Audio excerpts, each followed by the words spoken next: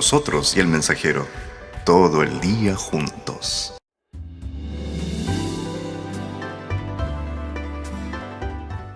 El mensajero, la radio. Vamos. Así es.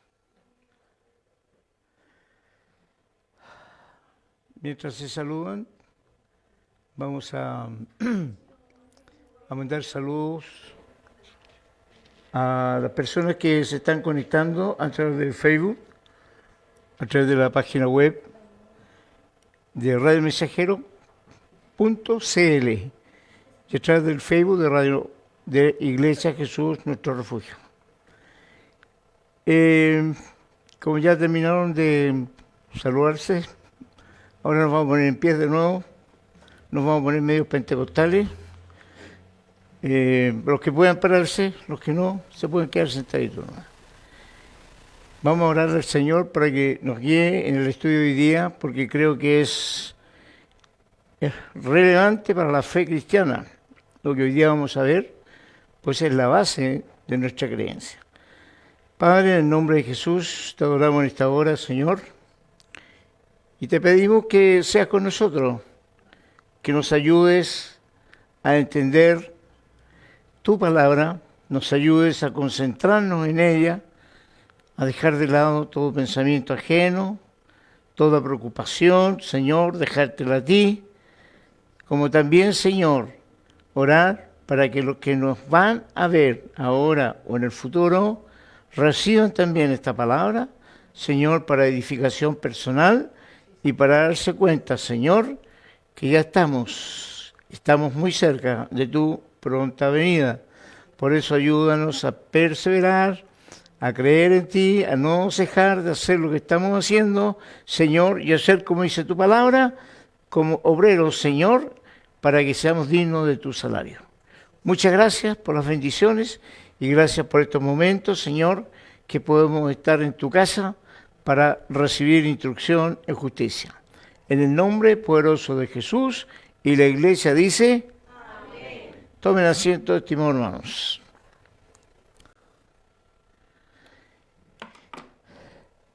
Bien. Vamos a buscar en la Biblia de inmediato Juan capítulo 19, versículo 17, 18.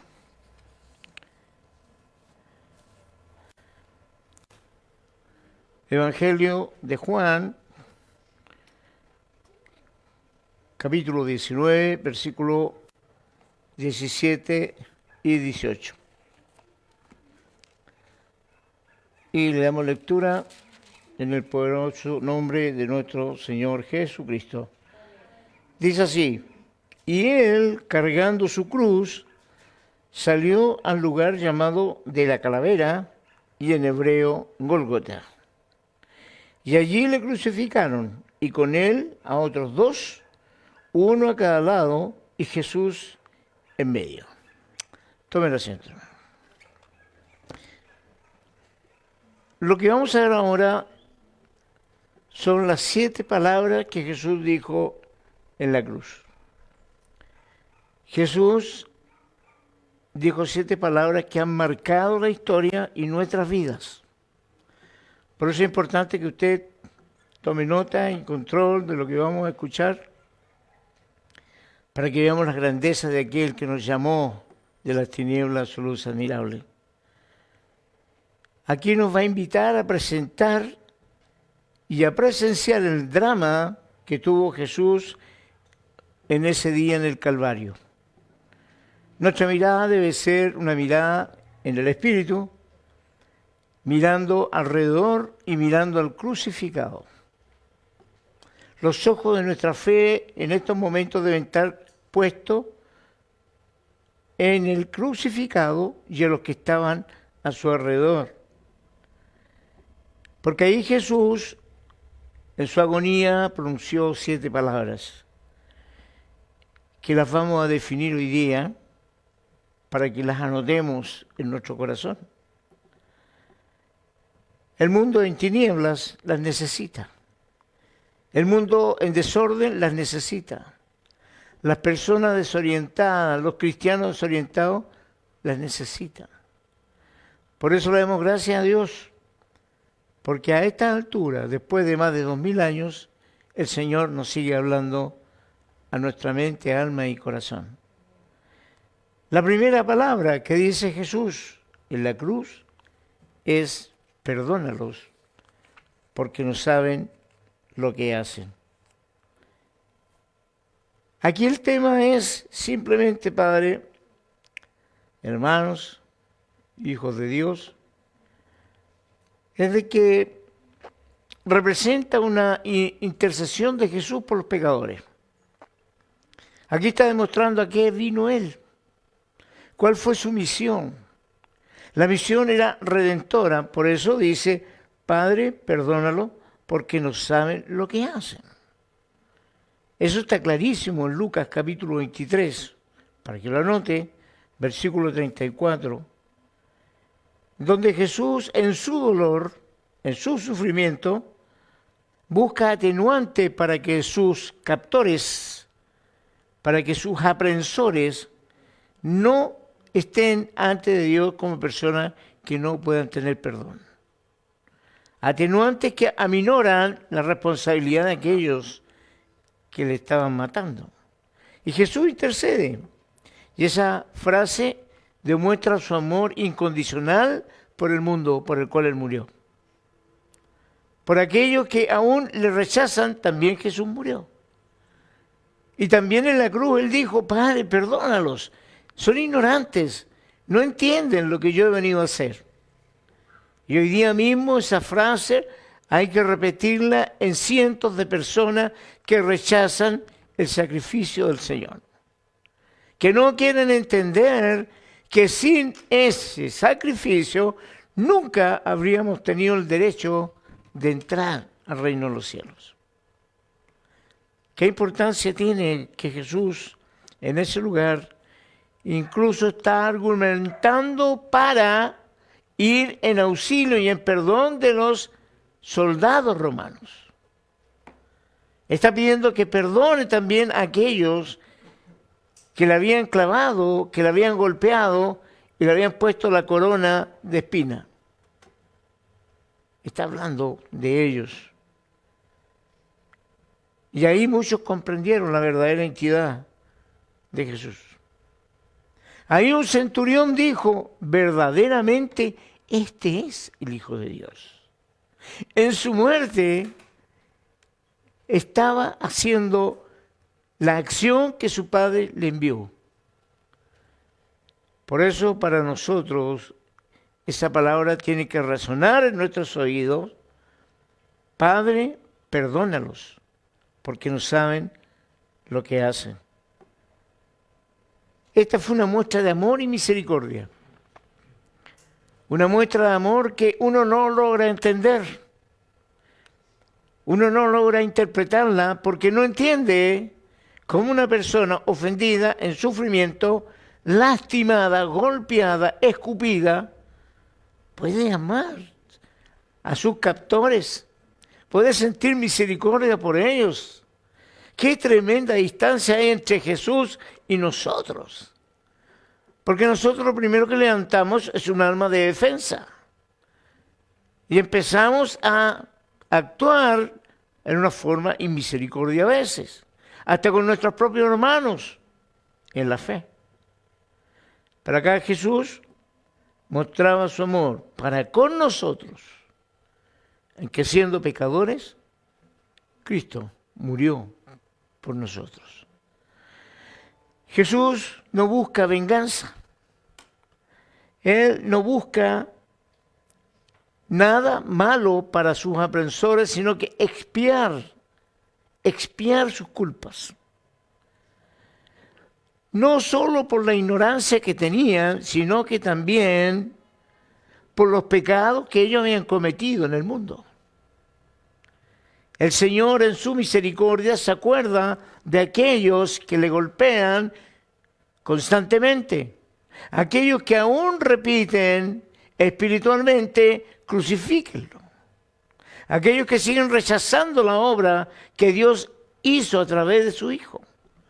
Aún Jesús pide perdón para ellos, para que el arrepentimiento alcance la salvación que Él vino a entregar. Ese impacto inmediato, esa oración inmediata hizo los que estaban a su alrededor, incluso los soldados, fueran compungidos. La otra palabra, salvar. De cierto os digo, le dijo al crucificado, no sé si a su derecha o a su izquierda, pero digo, de cierto os digo que hoy estarás conmigo en el paraíso. Segunda palabra en la cruz, donde Él gira su cabeza al que le había hablado, reconociéndole quién era. Y aún eso sigue a la puerta. Si usted reconoce quién es Jesucristo, si usted reconoce que está muriendo por sus pecados, es salvo. Y ese día Jesús le dijo a ese bandido que él reconoce que él merecía estar ahí, pero este hombre que nada ha hecho, confiesa, este hombre que nada ha hecho no merece estar ahí. Y ante esa declaración, Jesús le dice, de cierto te digo, que hoy estarás conmigo en el paraíso. Dios mío, cómo el amor de Dios alcanza para salvar incluso a aquellos que constantemente le están ofendiendo. Qué tremendo es el amor y la misericordia de Dios para aquellos que en ignorancia lo rechazan, para aquellos que sin haber oído de Él no le reciben. Pero ¿qué los condena a aquellos que habiendo recibido la instrucción, habiendo recibido la verdad, habiendo recibido que vino a ser Cristo en la vida, le sigan rechazando? Para ellos la puerta se está cerrando.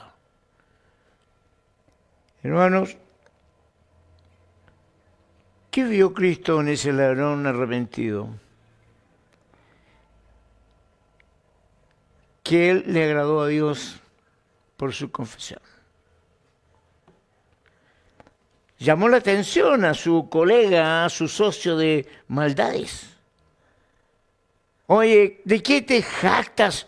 Tú y yo estamos bien acá, parafraseando la conversación.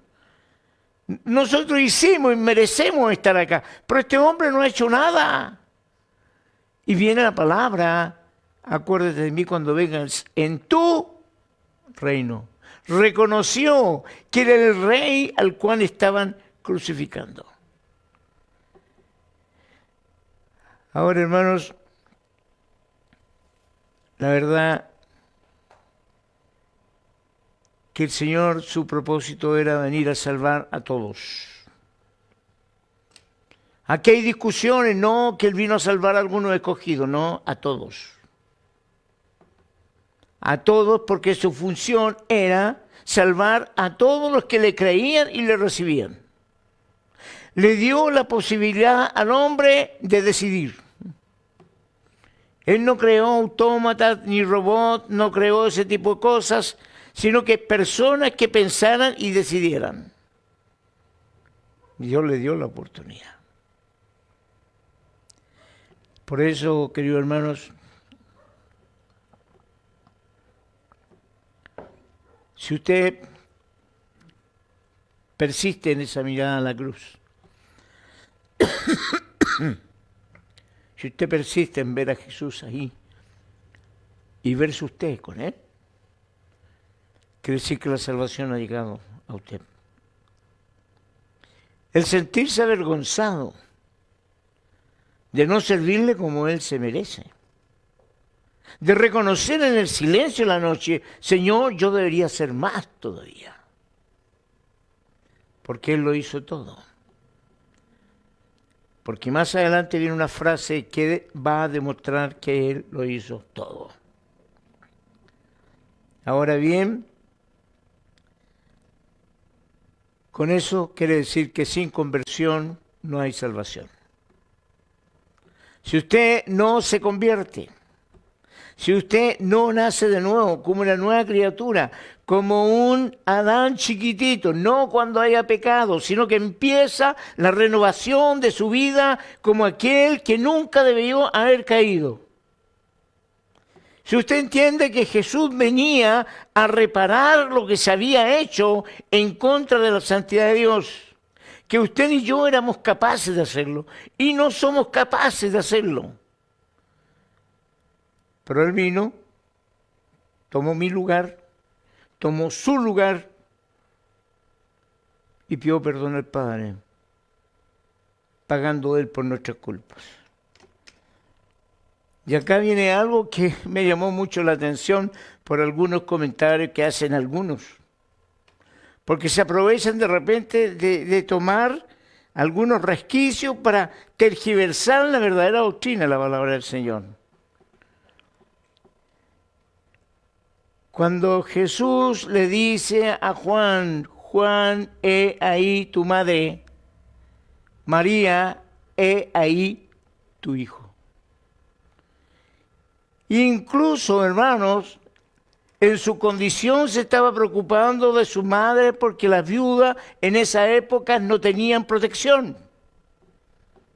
No la quiso dejar desvalida, sino que le pide a uno de sus discípulos que la recoja y que la lleve a su hogar. Eso fue lo que pasó ahí. Jesús, entendiendo la ley judía, entendiendo el trato de las viudas, se preocupa y le dice, Juan, he ahí tu madre, cuídala como tal, protégela como tal. María, he ahí tu hijo. En ninguna versión dice, madre, he ahí tu hijo. Pero vienen unos por aquí y dicen, ahí se comprueba que María es la madre de Dios y es la madre de todas las personas que nacen de nuevo. Ella es la iglesia. Ella es la persona que purifica, porque en ella se creó la familia espiritual, siendo ella la madre, la que se dice en el Génesis que de una mujer iba a nacer el Salvador. Mentira. En ninguna parte la Biblia dice eso, ni la respalda. Porque la obra es solamente de Jesucristo, quien se encarga incluso de encargar a una mujer que también era pecadora, que Dios la había usado para un proyecto que tenía, pero que iba a morir como usted y como yo. No iba a permanecer en el tiempo para que nosotros le pidiéramos como madre, porque ninguna madre le niega nada a su hijo. Yo sé que aquí algunos estarán pegando cabezazos, pero la Biblia lo dice, hermano. En ninguna parte la Biblia me ordena a mí a respetarla como la madre de Dios, si Dios no tiene mamá. Ella fue madre de Jesús. Pero Jesús nació a través de una mujer para cumplir la ley. ¿Por qué cumplir la ley? Porque era necesario que un hombre naciera de una mujer, para que fuera una persona normal.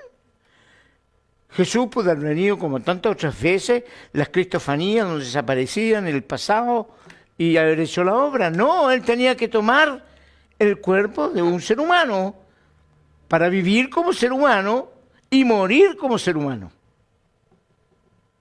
A eso vino. Si bien es cierto, en él estaba la divinidad, porque él se hizo hombre, se humilló siendo rey a siervo, pero él venía a cumplir algo tramado en la eternidad. Entonces, querido hijo, hermanos queridos, He aquí tu madre, para que ella no quede desamparada. Jesús tenía plena confianza en Juan. Era su amado, su discípulo amado. Tenía plena confianza porque se la pudo haber encargado Pedro. ¿Dónde estaba Pedro? Escondido. ¿Dónde está el otro discípulo? Arrancaron todos. El único hombre, porque había más mujeres, el único hombre fue Juan. Porque así lo había dispuesto Dios.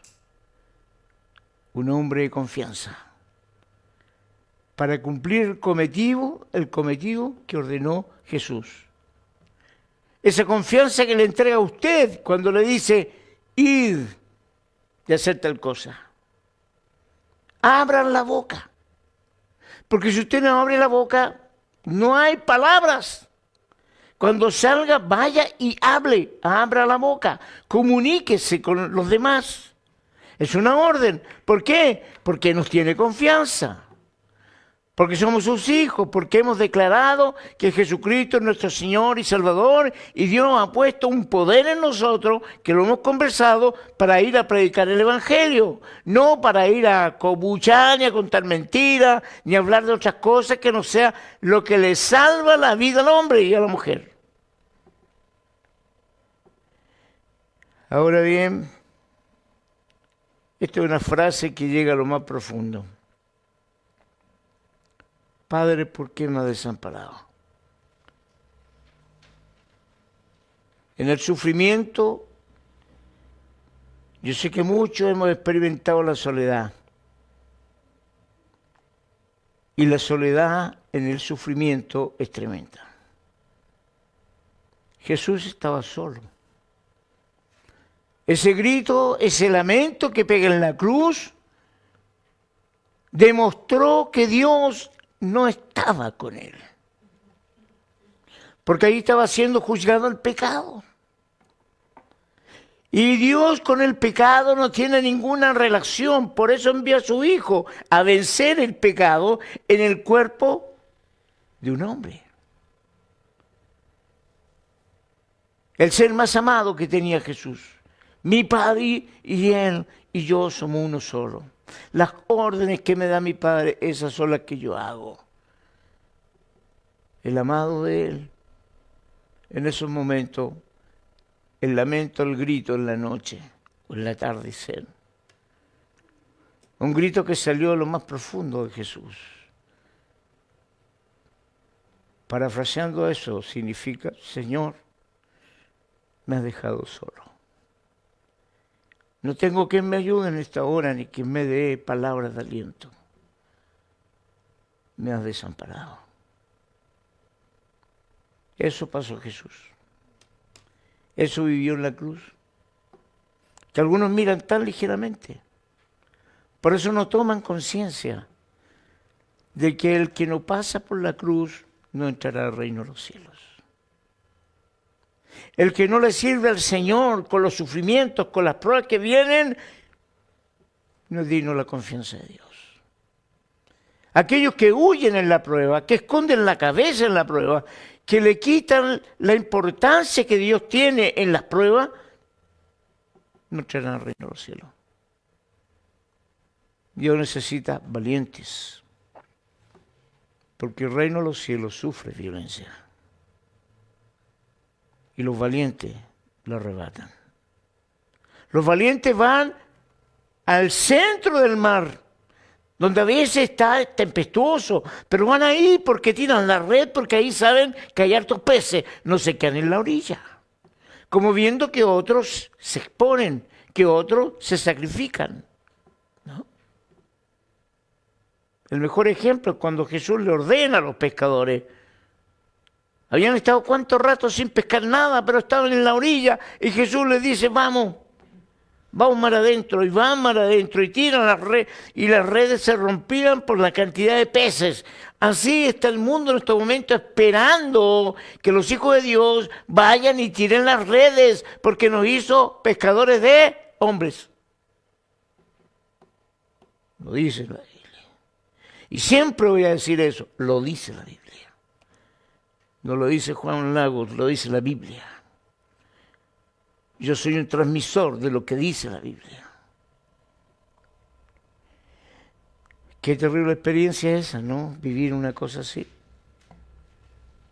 Si usted no se ha sentido nunca solo o sola, espero que nunca pase eso. Pero los que hemos experimentado la soledad sabemos lo que es. Ahí es cuando viene el enemigo a hablarnos al oído. Nadie te quiere. Ya no le importas a nadie. Muérete. Estás solo. Pero ahí cuando nosotros nos acordamos la gran promesa del Señor, estaré con ustedes todos los días, en la tormenta y en la paz, en la escasez y en la abundancia, estaré con ustedes. Y en el lecho de tu muerte estaré contigo. Esas palabras cuando vienen a uno dice, no estoy solo. Y esa palabra, no estoy solo, porque el Señor Jesucristo está conmigo, hace que los demonios corran, huyan y empieza a levantarse la persona porque vivió la prueba que gana más confianza con Dios. Este es mi hijo amado, en quien tengo complacencia. Porque lucha, da la pelea, está ahí. No me ofende, no hace mal testimonio. Ese es mi hijo amado. Pablo lo gritaba a viva voces, hermano. Aprended de Cristo, como yo. Y ustedes aprendan de mí, como yo de Cristo. Experimentar primero el amor de Dios y después sentirse rechazado es tremendo. Es algo que no le doy a nadie, hermanos, pero que el Señor lo pasó. Y Él lo pasó por usted y por mí. Su sufrimiento fue sin ayuda, ni la naturaleza tampoco. La intervención del Padre no se vio, quedó solo literalmente. Y ahí se siente un grito del agarrador. Tengo sed. ¿Ha tenido sed alguna vez usted? Es como que se le junta el estómago con la espalda. Es como que la garganta se le aprieta. La boca se le seca y los labios es como que estuvieran con yeso. Y él dijo, tengo sed. Pudiendo haber usado su divinidad y para que ángeles le sirvieran. Ese simple pronunciamiento demuestra que él quiso morir como hombre. Él no quiso hacer uso de nada que podía haber hecho a humano. Jesús no lo quiso hacer. Aquí él expresa su sufrimiento como ser humano, como hombre. Su sufrimiento como aquel que sabía a lo que había venido. Nunca quiso dar su brazo a torcer. Él había dicho, yo soy el agua de vida. El que tenga sed, venga y beba. Porque el que beba del agua que yo doy, tendrá vida eterna. Ahí estaba pidiendo agua. Tengo sed. Tremendo. Y aquí viene la frase en donde los ángeles se postran y lo adoran. Consumado es. Aquí terminé la obra que tú me enviaste a hacer. No hay nada más que hacer. Consumado es. Sus 3 años y medio fueron completados en la cruz a hacer y terminar aquello por lo que vino. Ahí pasaron ante su mente muchas escenas de su infancia, de su adolescencia, de su madurez, todo lo que había hecho y que hay cosas que muchos no conocen. Cómo se había enfrentado a verdaderos demonios, enemigos que querían que fracasara su obra. Cómo recordaba en esos momentos de que el ciego había recuperado la vista, había resucitado muerto, que era una antítesis de lo que él iba a realizar. Era una muestra de lo que él era capaz de hacer. Cómo alimentó a 5,000 y a más de 5,000, porque solamente contó a los varones. Y ningún varón a veces anda sin su mujer. Y ninguna mujer va a andar sin su hijo, si es que lo tiene. Entonces, si eran 5,000 multiplicado por 4,000 más, alimentó a más de 10,000 personas. Él, el que hizo callar al mar y parar al viento.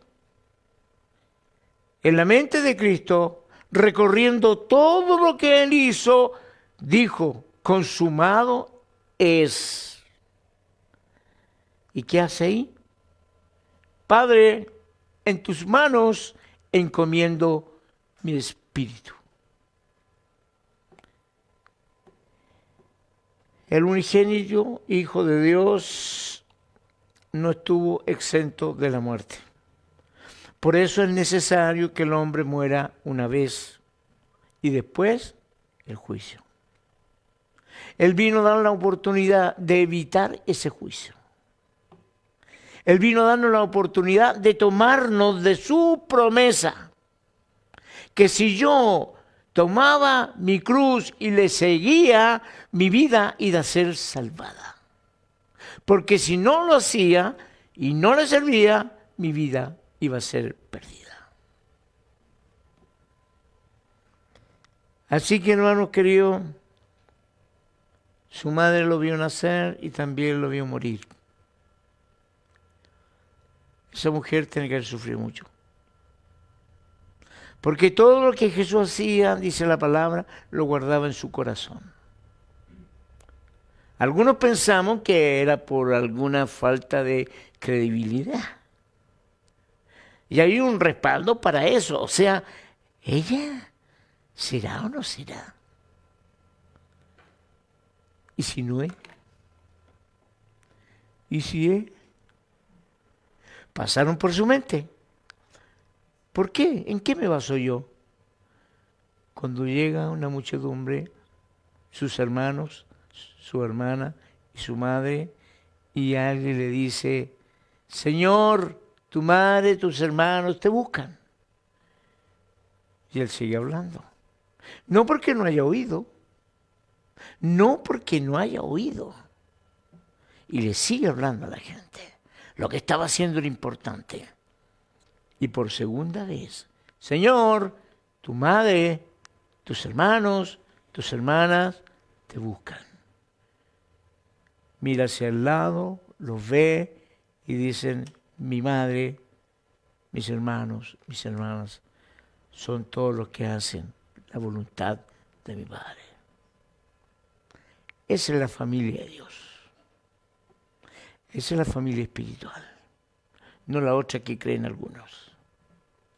Entonces, como hay un contexto, yo puedo decir que María guardaba algunas cosas en su corazón que no se atrevía a hablarlas porque no había seguridad en ella. Hasta que lo ve morir en la cruz y después sabe de su resurrección. Ahí se convirtió María, no antes. Así que no me vengan con cuentos. Lo más grande que hay en la Biblia es Jesucristo. Ni los profetas, ni los apóstoles le llegan a los tobillos. Gracias a los apóstoles tenemos la palabra. Gracias a Pablo tenemos las epístolas, los evangelios. Pero ellos eran servidores del Señor. Incluso la Biblia les llamaba a algunos siervos inútiles, porque no hacían lo que tenían que hacer. Hermanos, ¿qué podríamos decir con estas 7 palabras? Sin su muerte no habría perdón de pecado. Entonces, gracias a la muerte en la cruz de Jesús, hemos sido expiados, perdonados, justificados del pecado. Ahora, ¿quién era Jesús? El Cordero escogido del principio del tiempo, que iba a ser inmolado por nosotros, los pecadores. Ese es el Cordero de Dios, el que quita el pecado del mundo, de quien yo no soy digno ni desatar la correa de su sandalia. Lo dijo Juan el Bautista, de quien la palabra dice, no ha nacido de mujer otro hombre más grande que Juan el Bautista. Se empequeñeció delante de ese Cordero que venía a morir por nosotros. Jesús fue el Cordero mudo que se dejó llevar al matadero. Lo dijo Isaías, como cordero, lo llevaron al matadero, no abrió su boca, no se defendió, el pecado tuyo y mío lo cargó sobre él. Ahí estaba, en la cruz. Jesús fue el cordero inmolado que habla Apocalipsis. Cuando no había nadie quien abriera los sellos del rollo, lloraban, gritaban, pero ¿cómo vamos a estar en ignorancia? No hay quien abra este rollo para saber lo que viene. Y aquí uno, como cordero inmolado, apareció y él pudo abrir los sellos de esa escritura. No fueron los brujos, los agoreros ni los astrólogos. Fue Jesucristo el que dijo el futuro. El Cordero de Dios que quita el pecado del mundo, como dijo Juan. Hermano, yo creo que tenemos que ser agradecidos de la obra que hizo Jesús en la cruz. Debemos clamar a Dios, dando gracias, pidiendo perdón, principalmente porque a veces somos medios duros de servicio. A veces no servimos como queremos servir al Señor. Nos restamos. ¿Sabe que el acto de Jesús fue total y absolutamente voluntario? Se escucha una voz en el cielo cuando Dios dice, ¿y quién irá? ¿A quién mandaré? Y suena una voz y dice, envíame a mí y yo iré. El Hijo de Dios venía hacer esto como un acto voluntario, sin que nadie lo obligara. Él dijo, yo voy, ahí estaré. Jesús no muere por debilidad. Él dijo, nadie me puede quitar la vida, nadie, sino que yo la entrego y la vuelvo a tomar. Antes de morir, antes de haber sido llevado al Sanedrín, a donde estaba el emperador Poncio Pilato, él dijo, nadie me quita la vida. Yo la pongo y la vuelvo a tomar. La seguridad de su palabra, hermanos. Voluntariamente se entregó a la muerte. Aquí el Señor nos está hablando como un ejemplo para que nuestra fe cada día crezca. Nuestra fe es la que va a abrir la puerta de la salvación. Porque no hay nada que le agrade a Dios más que la fe de una persona.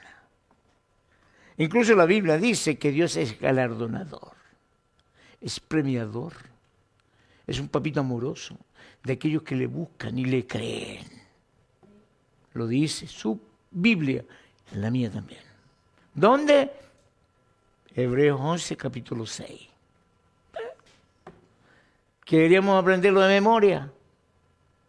Así que, hermanos queridos, al final, ¿qué podríamos decir? Que Jesús nos dio la provisión y el cuidado de esta su creación. Nos dio facultad y poder para hacer su obra, y aún mayores. Yo no entendía eso. porque las obras que yo hago, ustedes también las harán, y aún mayores. ¿Pero cómo? ¿Cómo hacer obras más grandes que Jesús? ¿Quiénes somos nosotros? Pero Él tenía una visión futura, cosas que ellos no veían, Él las veía. Porque Él no podía hablar de las cosas celestiales si no le creían las naturales, las terrenales. Él vio en el futuro toda esta tecnología, la computación, el teléfono, las señales vía satélite. Él dijo, esas obras, ustedes desde un punto hablarán a otro punto en mi nombre. ¿Lo había pensado alguna vez? Porque nadie puede hacer obras más grandes que las que hizo Jesús. Pero Él nos dijo que un día íbamos a tener algo a nuestro alcance para alcanzar a millones. Para alcanzar a otros que están en otra distancia. Para mandarle cartas a los que ni siquiera conocemos. Para hablar palabras del Señor a través de micrófonos, televisión, donde muchos no van a poder alegar ignorancia, no van a poder decir, no, yo nunca escuché eso. No, yo nunca oí que podía salvarme a través de la obra de Jesucristo. Mentirosos. Son contumaces, rebeldes y porfiados, duros de servir, como dice la Biblia. Por eso son entregados a sus pasiones desordenadas. Y Dios los entrega a su mentira para que ellos crean que están viviendo una verdad. Son cizaña, paja, que a su tiempo será quemada. Hermano, en estos momentos donde nosotros tenemos que señalarle a nuestros hermanos en la fe, algunos medios desanimados, otros medios porfiaditos, que la única forma que podemos hacer la obra de Cristo es oír su voz. Oír su voz. Prontamente vamos a estudiar, y dejo invitado a todos los que puedan venir, lo que algunos se pierden por no congregarse. 50 promesas y aún más que le señalan la Escritura a usted, que si no viene y no se congrega, fuera de no hacerle caso a la palabra del Señor, se está perdiendo un montón de bendiciones. Con versículos. De eso lo vamos a ver la próxima semana. Y no vamos a alcanzar. Va a ser por 2 o 3 cultos. Porque es increíble, increíble cuando alguien le dice a usted, no, si yo no tengo necesidad de ir a la iglesia. La iglesia es el mismo. Es la persona la iglesia. Y Dios quiere que la iglesia se reúna, que se edifique, que escuche palabra, que sea consolado, que adore a Dios. Muchas promesas que se cumplen. Órdenes de Dios que no están siendo acatadas. No, si yo en mi casa igual leo la Biblia, mentiroso. No, si en mi casa yo a veces pongo el YouTube y veo puras predicaciones, mentiroso. Son más atraídos por esos dioses, el dios del fútbol, el dios de, qué sé yo, entretenciones. Pero eso lo vamos a ver la próxima semana. Ahora estamos viendo que debemos dar gracias al Señor por la provisión de esta salvación tan grande y que Él en la cruz demostró de que fue bien hombrecito. Yo tenía un pastor que decía, el hombre que quiere seguir a Cristo tiene que amarrarse los pantalones con alambre púa, cosa que no se le cayeran. Y la mujer con sus polleras bien larguitas, para que no se le vea ni la rodilla. No, ahí ya como que tuvo un exceso. Así que hermanos, la palabra del Señor, palabra eterna, palabra que nos lleva la bendición de tener una vida en paz junto al Señor. Amén. Ahí está. Los que quieran este estudio de las 7 veces, las 7 palabras, lo pueden pedir. Para los que están escuchando a través del WhatsApp que sale en la página o a través del correo, han llegado algunos pedidos de la salvación. Estamos haciendo ahí para mandárselo a varias personas, porque hay personas que nos llaman de afuera o viene programas de otras ciudades, ¿no? Y también le ofrecemos, si quieren aprender en su casa, si quieren estudiar la palabra, nosotros les podemos mandar estudios a través de su correo o de su WhatsApp. Pongámonos en pie, hermanos.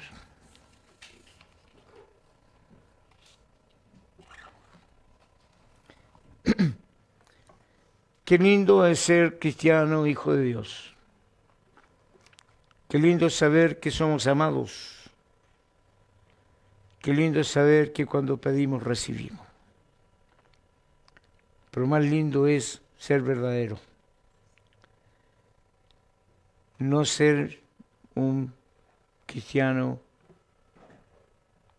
aunque no hay cristianos. No, todos los cristianos son buenos.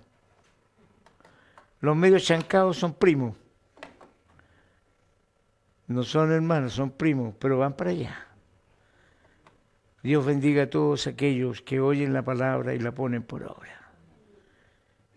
Padre, en el nombre de Jesús, te damos gracias por esta oportunidad que nos das de escudriñar tu palabra, de saber la obra tremenda que hizo nuestro Señor Jesús en la cruz y mientras estuvo en medio nuestro, y cómo la sigue haciendo ahora, Señor, en el corazón de aquellos que le buscan, en aquellos que necesitan de ti. Esa obra que sigues haciendo a través de tu Espíritu Santo, Señor.